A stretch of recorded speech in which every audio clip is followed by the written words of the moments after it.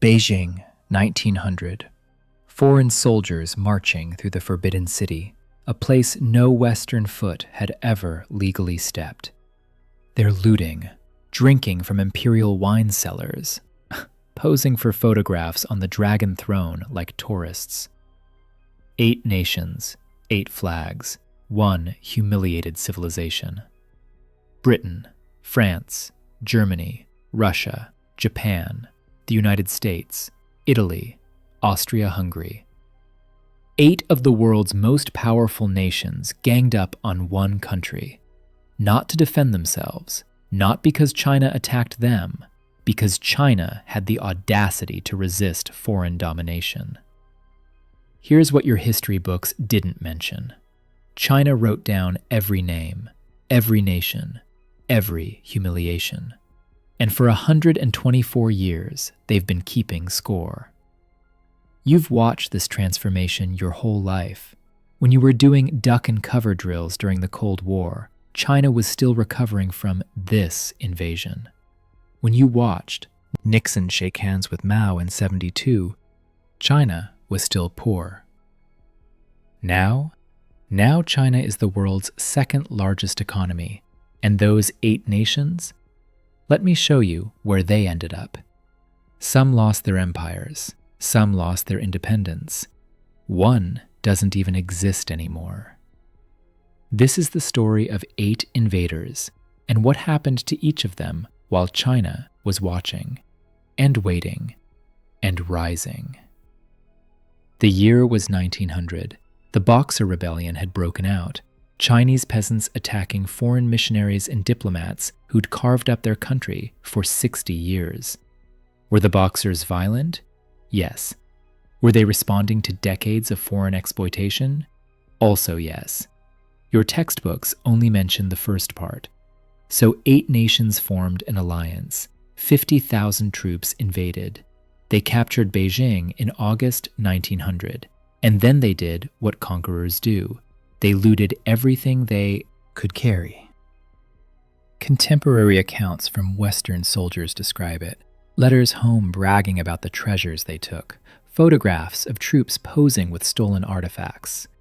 British, French, German, American soldiers, all participating in what one historian called the greatest looting expedition since the Napoleonic Wars. But here's what really broke China. The Boxer Protocol of 1901. The peace treaty demanded 450 million taels of silver in reparations. That's roughly $333 million in 1901 dollars. Adjust for inflation, we're talking about $61 billion in today's money. Here's how punishing that was. The indemnity was 1,300% of China's entire annual tax revenue. The Chinese government had to pay this for 39 years, until 1940. Every year, while being invaded again, while millions starved, while their country fell apart.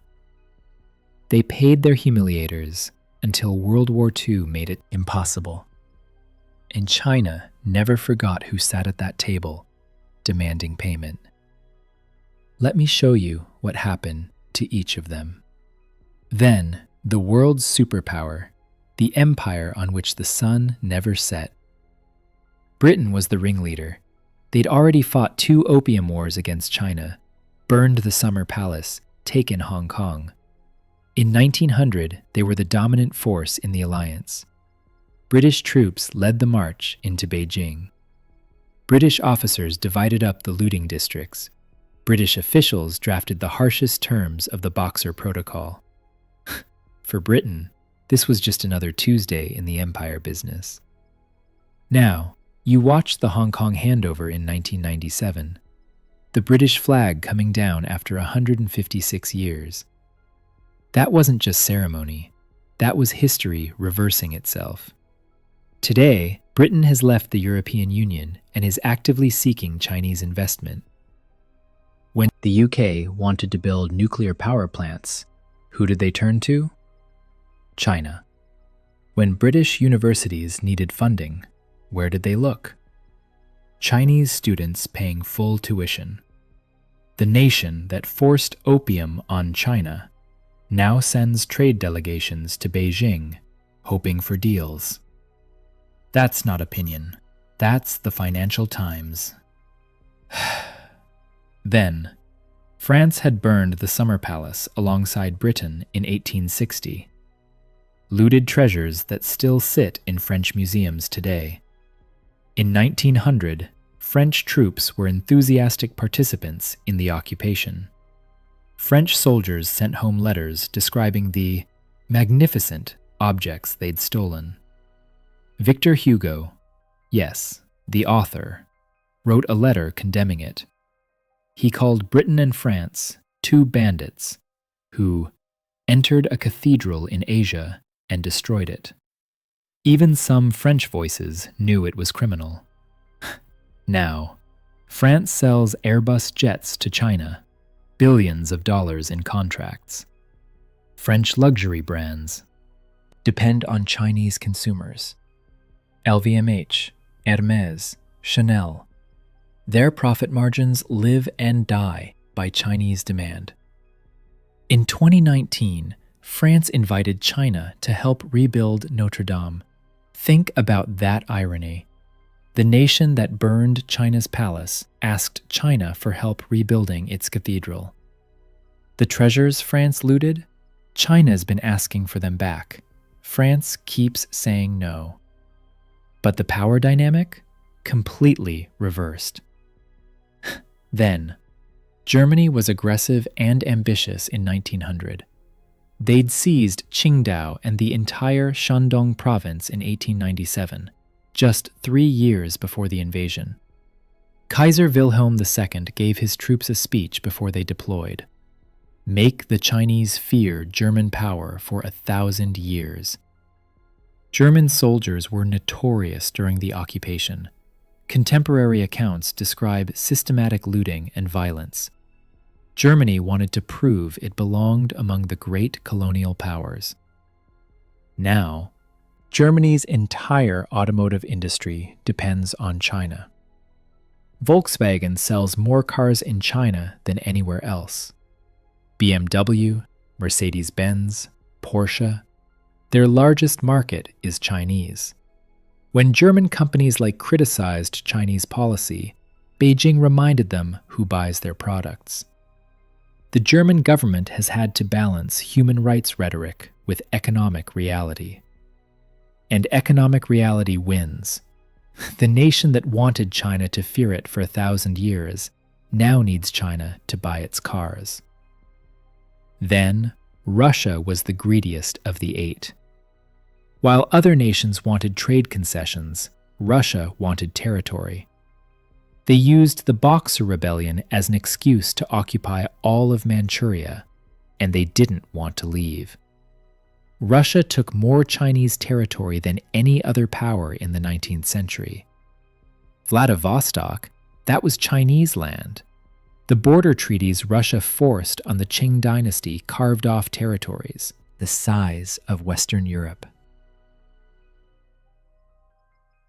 Now, here's the reversal that would have been unthinkable in 1900. Russia is now the junior partner. After Western sanctions over Ukraine, Russia needed a friend. China was there, buying Russian oil at a discount, providing economic lifeline. The power dynamic flipped completely.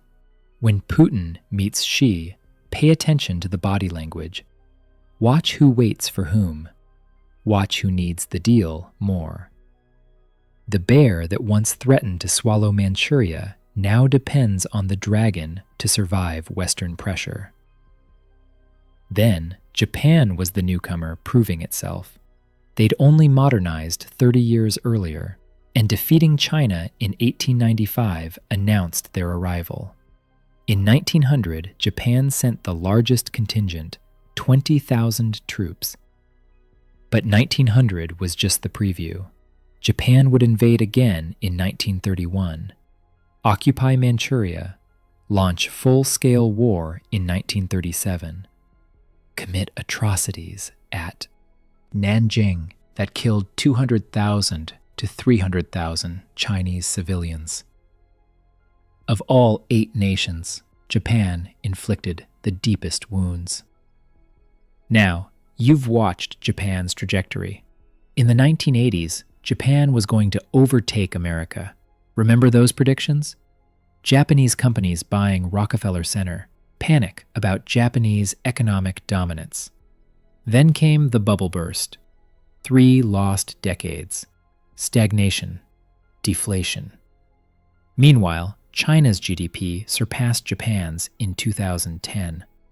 Today, China's economy is more than 4 times larger. The nation that brutalized China for 14 years watched China become everything Japan was supposed to be. Then, America played a clever game. The US promoted the open door policy, which sounds fair until you realize what it meant.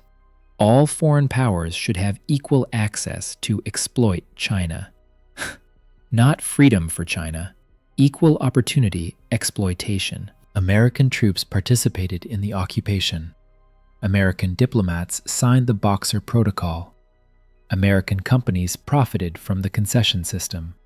But America told itself a different story, that it was the benevolent power, different from European imperialists. Now, if you grew up during the Cold War, you remember Communist China as the enemy. You watched Nixon's visit. You heard promises that trade would democratize China. How'd that work out? China joined the WTO in 2001. Western economists promised liberalization would follow prosperity. 20 years later, China has the prosperity and kept the Communist Party. Now America watches China challenge its technological supremacy, its military dominance, its economic hegemony. Congressional hearings, trade wars, tech bans. The nation that promoted open doors now builds walls. Then, Italy was the weakest member of the alliance, there mostly for prestige. They'd only unified as a country in 1861. They wanted to show they belonged among the great powers. Italian troops participated in the occupation. Italy got a small concession zone in Tianjin. For Italy, it was about status, not strategy. Now, in 2019, Italy became the first G7 nation to join China's Belt and Road Initiative. The symbolism was enormous. A major Western economy publicly siding with China's global infrastructure plan. Then Italy backed out under American pressure, joined, then left. The indecision tells you everything about Italy's position. Not powerful enough to lead, not independent enough to choose. The nation that once occupied Tianjin now can't decide whether to accept Chinese investment. Then, the Austro-Hungarian Empire sent a small contingent in 1900. They were there. They participated. They signed the protocol. Now, Austria-Hungary doesn't exist. The empire collapsed after World War I, split into Austria, Hungary, Czechoslovakia, and pieces of several other nations. The Habsburgs lost everything. Of the 8 nations that humiliated China in 1900, one literally ceased to exist within 18 years. China remembers that, too. Look at the ledger. Of the 8 nations that invaded Beijing in 1900, one doesn't exist anymore. One became a junior partner to China. One lost 3 decades to stagnation. 2 depend on Chinese consumers to keep their industries alive. 1 can't decide whose side it's on. 2 are trying to maintain dominance while watching their relative power decline. Meanwhile, China went from $191 billion GDP in 1980 to $17.7 trillion today. That's not Chinese government claims. That's IMF data. A 92x increase. World Bank numbers show 800 million Chinese lifted out of poverty since 1981, more than double the entire US population. The nation that paid reparations until 1940 now lends money to its former invaders. You've watched this entire transformation. You remember when Made in China was a punchline. Now it's on everything you own. You've seen China go from humiliated to dominant in a single lifetime, your lifetime. This isn't ancient history. This is why China builds military bases in the South China Sea. This is why they remember every territorial loss. When you understand that 8 nations invaded their capital, occupied their cities, and extracted tribute for 39 years, you understand why they don't trust promises about a rules-based international order. Because they remember who made the rules and who they were made to benefit. So here's the uncomfortable truth. The world order your generation grew up in, American dominance, Western leadership, the assumption that history was on democracy's side, that wasn't permanent. It was a moment, and the moment is ending. The 8 nations that occupied Beijing thought they were writing the future. They were wrong. They were writing their own decline. They just didn't know it yet. China kept the receipts. Every name, every treaty, every humiliation. And now they're cashing them in. The world your grandchildren inherit is being shaped by memories from 1900. Not might be, is. The only question, did you see it coming? Or did you only notice when it was already done?